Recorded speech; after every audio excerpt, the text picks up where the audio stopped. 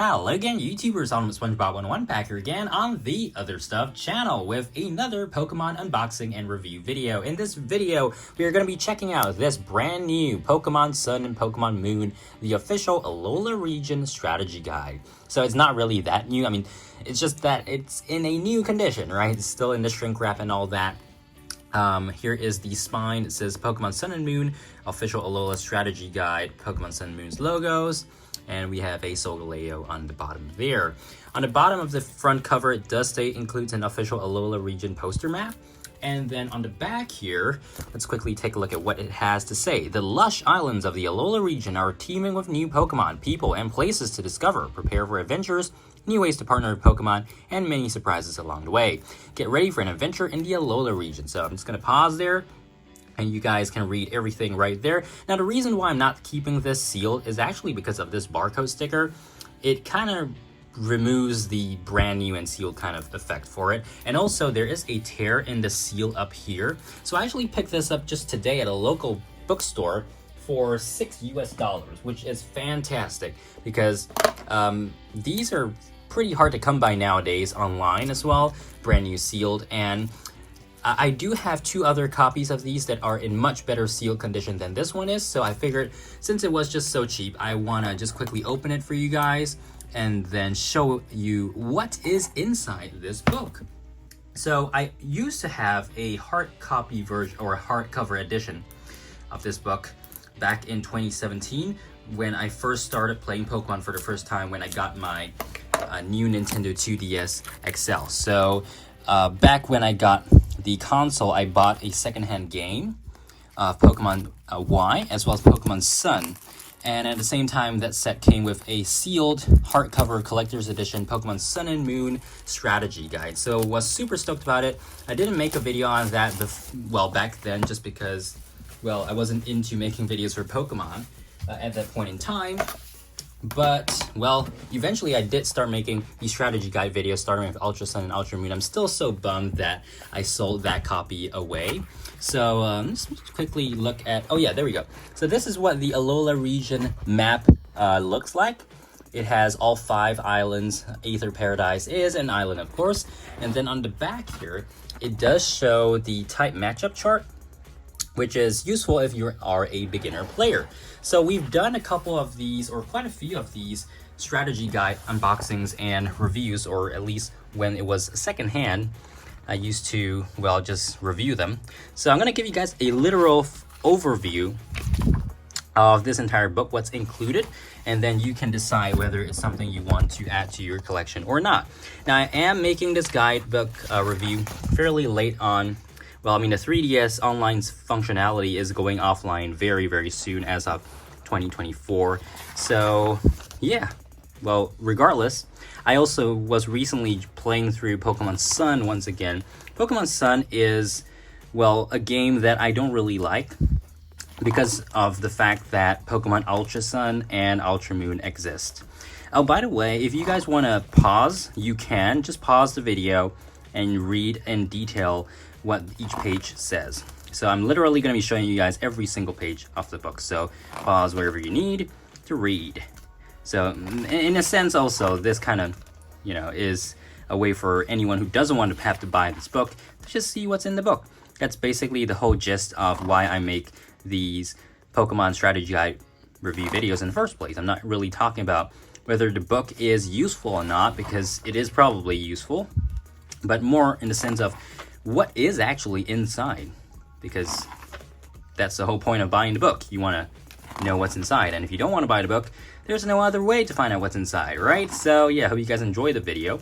I do have, as I mentioned earlier, a whole bunch of these other videos. Now, some of them made a couple years ago are in pretty bad shape, I have to admit, and unfortunately I cannot do some of them again. For example, the Ultra Sun and Ultra Moon books are no longer in my possession. I sold them off literally days after I made those videos. So I do regret those, but you know, what are you gonna do about it? Sometimes you just made bad decisions. At that point in time, I was just really trying to clear stuff. Nowadays, I'm more willing to collect stuff and hold on to stuff, especially if they are something I really like, especially for the strategy guys. They don't make these anymore in English. Now, they do in Japanese. So, at the point of making this video, again, it is January 2024. And the Pokemon Scarlet and Violet Hidden Treasure of Area Zero DLC strategy guides, including the strategy guide itself, as well as the Pokédex in Japanese, will be releasing in March. So I will be getting both books, and I will be reviewing them just like what I'm doing right here, showing you them page by page, what's inside those books. So you guys can also look forward to that and see if those books are something you want to add to your collection, because I understand the strategy guide is around 1,600 yen, plus shipping, of course, but the Pokédex is like 3,300 yen. And when I first saw the price, yes, there are a couple of like mystery gift codes in there to get you some rewards and all that, but I was like so puzzled, why is that book specifically so expensive? And I think it's just because they had to pay someone or pay a company to create the whole set of new illustrations. It's like 900 plus pages, which is pretty thick. Right, so I want to quickly pause here because Zygarde is my favorite Pokemon, so it gets a little showcase here. Zygarde, if you are unfamiliar with Pokemon Sun and Moon, basically the Zygarde quest from Pokemon X and Y and the never-released Pokemon Z was just stuffed into this game. Of course, calling the Z Crystals in the first place was a little bit weird. I never understood why they had to use the word Z, or the letter Z, in front of those Z crystals, but yeah, it is what it is. I really like, okay, I say this every single Pokemon strategy guide video. My favorite generation, Generation 6. My favorite region, Kalos. My favorite Pokemon, I don't really say that much, but it's Zygarde, right? So, my favorite gimmick, Mega Evolution. So you gotta tick off that on the checklist. And I think Pokemon, or Kalos, was done so dirty with the fact that he didn't get a follow-up game. And I do not expect us to get any form of Kalos content for many years to come. We haven't even gotten the Unova remakes of the recording of this video. What will they release next in 2024? Or will they even release anything in 2024? I do not know. But, you know, we are kind of overdue for something like Pokemon Mystery Dungeon. The art style of the 2020 Mystery Dungeon Rescue Team DX game was fantastic. I don't really like Pokemon Mystery Dungeon, but I understand the story of Mystery Dungeon games is usually great. And of course, the art style for the Switch remake of the original Mystery Dungeon back in 2020 was really quite cool, having that unique art style. In terms of the latest release, of course, January 11, 2024, we had the epilogue of Pokemon Scarlet and Violet, the Hidden Treasure of Area Zero DLC. And, oh, by the way, you can actually change your throwing styles, which is also something you can do in the Indigo Disc in Blueberry Academy as well. Minior.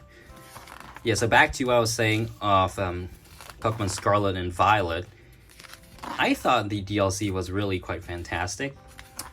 I'm not one who will critique a game because of, you know, lagging or frame rate drops, because I don't play any other games aside from Pokemon.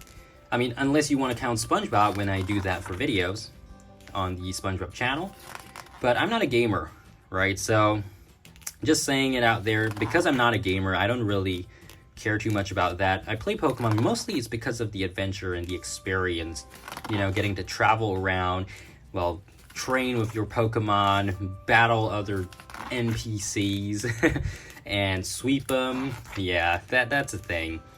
So yeah, it's really the adventures that Pokemon offers, and that's why so far I've never really been too unhappy with a Pokemon game. Of course, I think the only Pokemon game that I really didn't like was Pokemon Brilliant Diamond and Shining Pearl, just because it felt super duper clunky. And that's coming from a person who really doesn't play any other games aside from Pokemon, right? Whether or not they had the original content from Pokemon Platinum included or not, that's a whole other debate, but I felt like the art style was just wrong. It was really wrong, and they should definitely, I mean, just make it like Pokemon X and Y and Omega Ruby Alpha Sapphire. I don't know why they had to do those like weird 3D chibi style, well, characters, right? So we now are at the Altar of the Sun, Altar of the Moon, Ultra Space, and we have the legendary Pokemon. Unfortunately, I wish they actually had the same Aether President Lusamine fight in Ultra Sun and Ultra Moon. They changed the plot a little bit because of Necrozma in the follow-up games, but you know, it would have been cool if they just added on to, just like how Black and White was a sequel to, or Black and White 2 was a sequel to Black and White. You know, they could have followed up from that, or just added onto it itself, and then added a Necrozma plot on top of it. But, well, they made their decisions, and I still enjoy Pokemon Ultra Sun, Ultra Moon, don't get me wrong. Oh, finally, here we go, Zygarde! Okay, so this gets a, again, spotlight, because Zygarde is just the best. I know, it's not necessarily the best. Everyone has their favorite Pokemon. My favorite, of course, Zygarde. I'm not sure if I missed it, but did I miss the Mega Evolutions already? Because I was talking over the whole thing. Not really talking about specifically Pokemon Sun and Pokemon Moon, but now that I mention it, I should probably say something a little bit about Pokemon Generation 7. I don't really like Generation 7. I think the Hawaii theme of it is just not as interesting as what we saw in Generation 6, especially back in the day when this came out. And I don't really look at Pokemon in silos, so to me, the anime and the games is inextricably linked in the sense that the games should roughly follow, or the anime should roughly follow what happens in the games. And to a certain extent, that was still the case in Pokemon Sun and Moon's anime. However, the change in art style and the weird voiceovers in the English dub were just so strange. It was such a jarring difference from Pokemon X1, X1 Z, where Ash was like this super serious trainer on the brink of actually winning his first, well, regional championships, you know, having adventures that were really quite epic with a crazy evil team and all that. And then we come to Alola. Of course, Alola had its own like random stuff, and that was cool.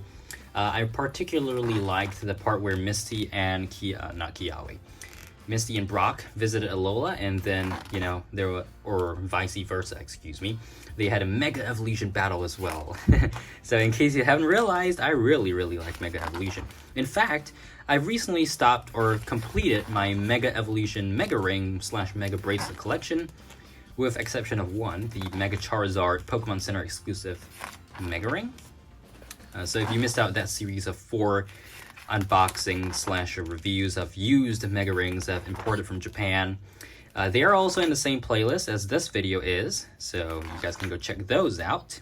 I may have just missed out the Mega Evolution part, but, you know, well, that's a bummer. So I'm really not sure. I think maybe I'm going to quickly check the contents page just to see if there's anything related to Mega Evolutions specifically. But yeah, so far, I'm not seeing it.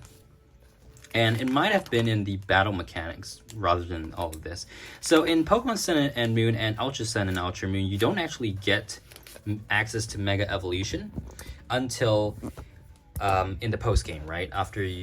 When you're heading over to the battle tree and all that. So yeah, got photo spots, the Pokemon Global Link, which is sadly no longer a thing. Pokemon Bank is also going to be no longer a thing very soon, I assume, because okay, so for this part, the moves list, I'm just gonna flip right through because these specifically are very easy to obtain off like the internet.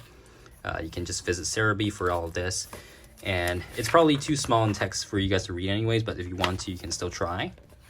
So we've got these moves, more moves, and then, okay, TMs, right? So this one, this list, I'll just quickly show you guys the whole thing. And then we've got the abilities, right? So the abilities, again, a whole bunch of them. Every generation has new moves, new abilities, new, you know, items, Pokemon characteristics. Oh, so we do have the item list. It doesn't distinguish between the type of item, which I think they do in the Pokedex edition, Pokedex version. Pokedex Strategy Guide, excuse me. Pokeballs available in Alola. Oopsie. So this is actually one cool thing that they finally brought back in Gen 7 and then subsequently in Gen 8 and Gen 9. All these apricorn balls are now usable, which is really nice. I wish they did that in Gen 6, frankly, because, yeah, Gen 6 again. Anything extra for Gen 6 is always a good thing. Okay, so I'm going to quickly search if there's anything on Mega Evolution here. Okay, so the main reference I found for Mega Evolution is actually right here on page 217. And it says, meet Dexio and Cena on Ancient Pony Path to learn about Mega Evolution and receive the Keystone and the Alakazam from Dexio. So I think that's actually because since they don't put a, well, specific reference to a page, I suspect it is in fact in the second edition of this two-part, the follow-up to this book, which is the Pokedex strategy guide. So it does have a, well, there was a post-game guide and Pokedex book combined into one, and unfortunately I do not have that to show you guys, but if I do manage to find it eventually, I will do my best to make a video on that. But yeah, so that is your look at the Pokemon Sun and Moon official Alola region strategy guide. Hope you guys enjoyed the video. Make sure to subscribe, like, and I'll see you guys again in the next video coming real soon, whether it's more Pokemon or trains or planes. Till then, see you guys later. Bye.